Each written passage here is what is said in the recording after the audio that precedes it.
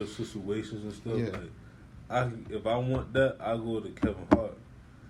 But if I want that real shit, like that real like Kevin Hart say is real, but that real shit, but like 10 times. Yeah. That's like not everybody can say it. I look for Dave Chappelle or Chris Rock or somebody like that, and then they should, even the Mike Epps, I look at them to be like, all right, I need to go on this side.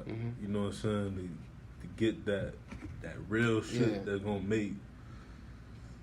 You gonna think that it's gonna make people hurt, but at the same time, people gonna be laughing at it because it's like it's true. It is true. You know what I'm saying?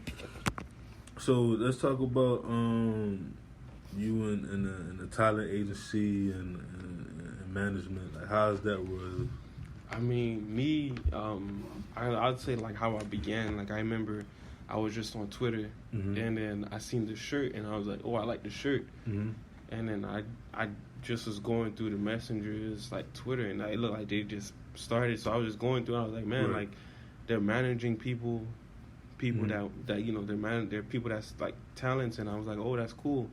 So I just hit up Jax, and I was like, yo, you still selling the shirts? Because he's selling the shirts, and he was like, yeah. I was like, all right, I'm gonna pull up to the law office over here right now, and he's like, just pull up.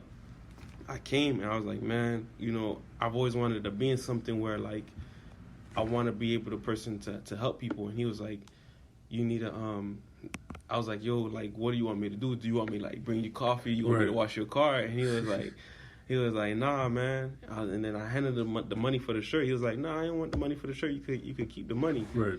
So then he was like, before I left, he was like, yo, you really want to work? I was like, yeah. He was like, let me take your number down. I'll think about it, and I'll let you know. And within a couple of days, he texted me. He was like, man, I was thinking about it, but he was like, man, the way you came to me, he's like, you came to me with a drive that I ain't never seen in anybody that's your age. And at that time, I was only 21. And he was like, man, your drive is serious. So he was like, man, When your birthday? Me? March. March what? 20. So what you was? Aries, Pisces? It's like the last day of Pisces, the first day of Aries. Yeah, so I'm like in between. So he was like, man, you need a I need you on my team, like the way you are, the way your mentality. He's like, I need people like that on my team. So ever since then, it's been great. I mean, that's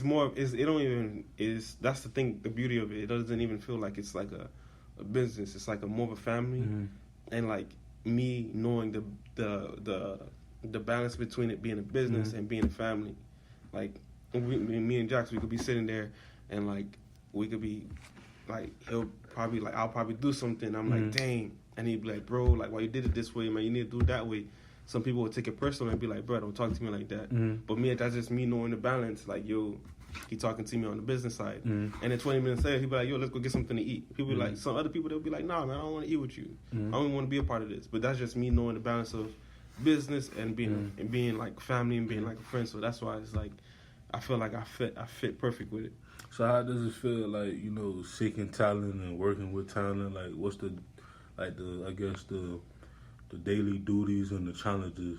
I mean, the challenges is just like, I'm looking for stuff that's not like what Miami was always offering. Like, the only thing that when you hear a model, the only thing that you hear is like, oh, don't get me wrong, like, to me personally, I feel like they're probably the best in Florida, but people think I'm biased, but it's like, when you hear about Miami, it's like, oh, only swimsuit models and other type of models, but then like our models, they're like, to me, I feel like number one, I haven't seen models like them in Florida of their skin complexion, their height, their waist, like everything. Like I feel like they're in their own lane, and I feel like it's like it's not, we're not too far from them even being bigger than what they are right now. Okay. That's what's good. Now, I got my own, I'm trying to do photos and stuff, trying to build my credit. So if y'all just want to do something for fun, I can come out, take some of course, photos and stuff like that. We could talk about that. Yeah, but because I like talking about this because it's something that I want to do too, in the near future.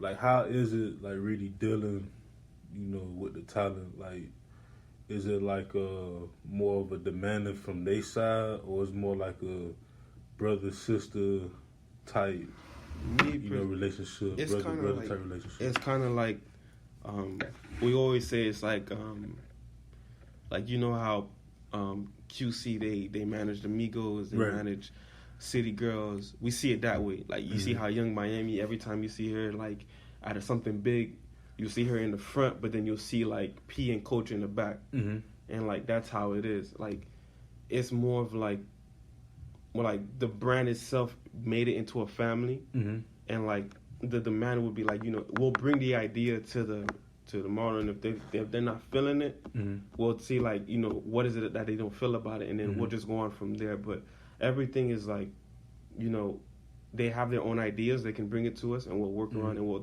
try to do it.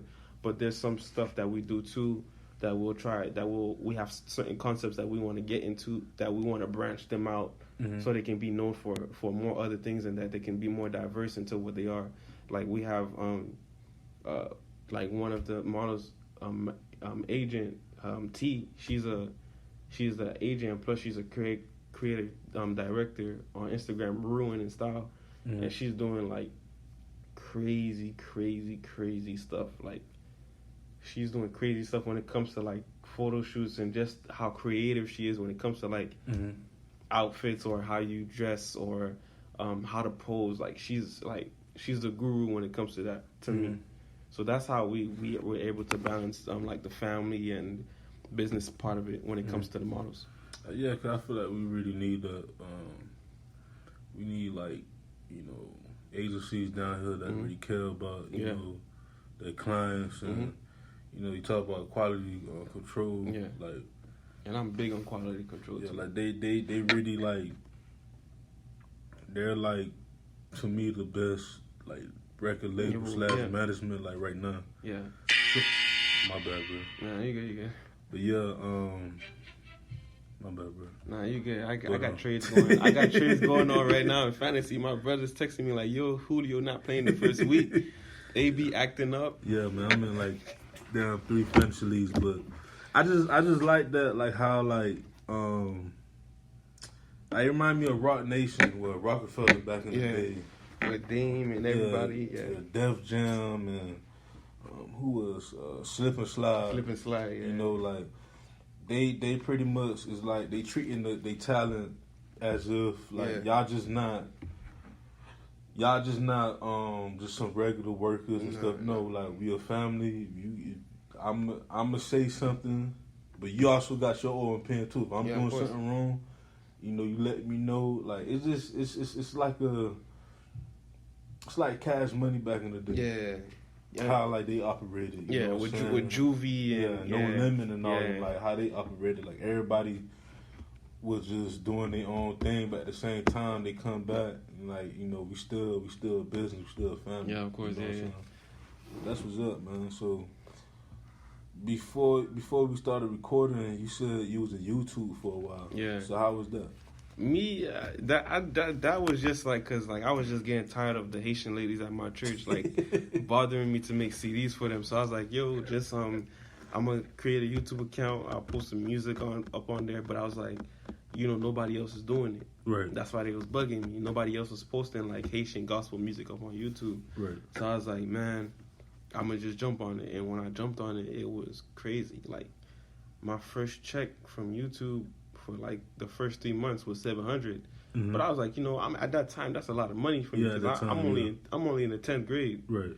So then I left it alone. I stopped looking at it, and then I see that the money accumulated. It's going up.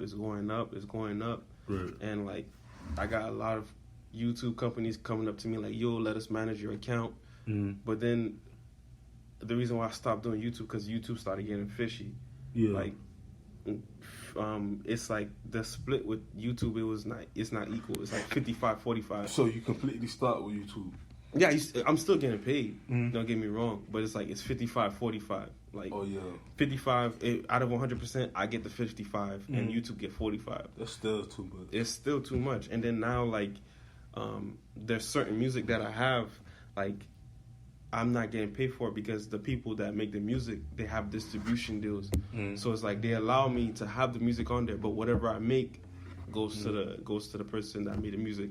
Just like with Apple Music. Right. When in the beginning, before, like, people were like, I think it was like Ariana Grande or Taylor Swift, they was like, I'm not gonna do Apple Music because I'm not getting paid, and then they started paying people through streaming. Right. And that's how I think that's how, like, they got streaming into, like, record sales and album sales. Yeah, because they started at first, like, you could get paid, every one stream is 0.001. Yeah. Like so if I think 1,000 streams is like $1. Yeah. 10,000 is 10. 100,000 is like, I think 1,000. 1 million. Yeah. Is like 100,000, something like that.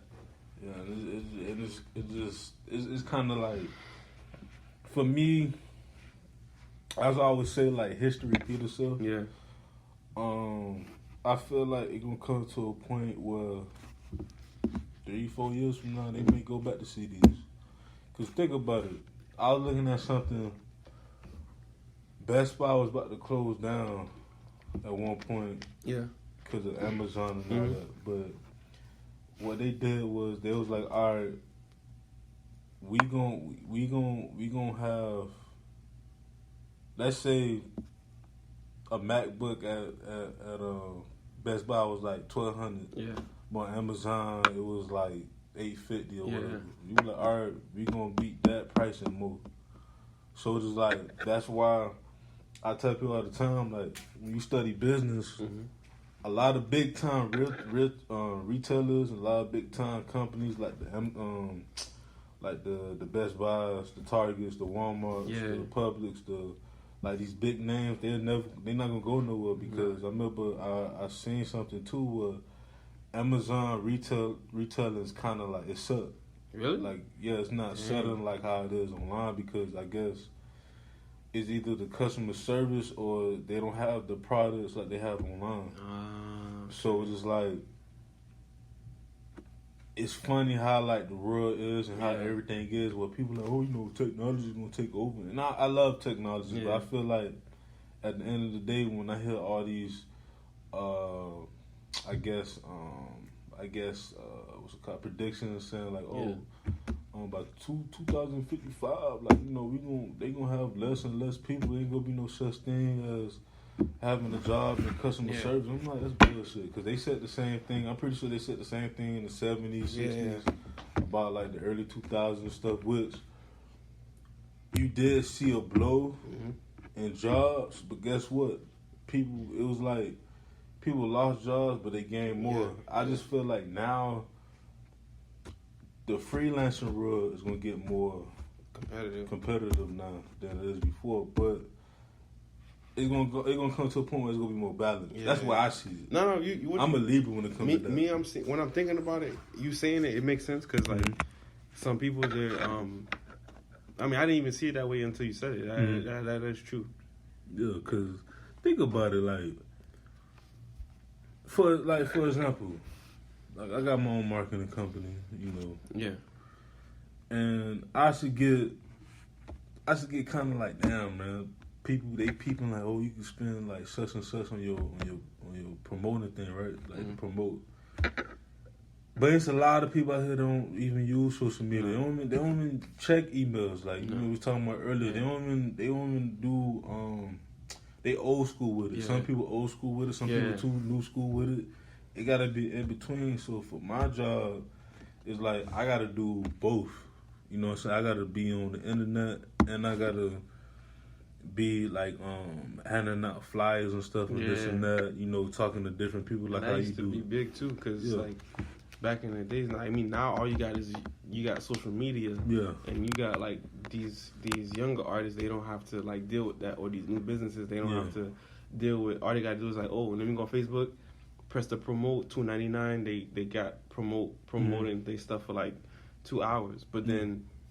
Back in the days, you had to hire somebody to pass out your flyers, or you had to give out CDs. Yeah. Like, as an artist, going up to people in their face, giving out CDs, but things change. Yeah, things change, but I still feel like it's in every industry, it's still money to be made. Of course. That in this era we clock out too early.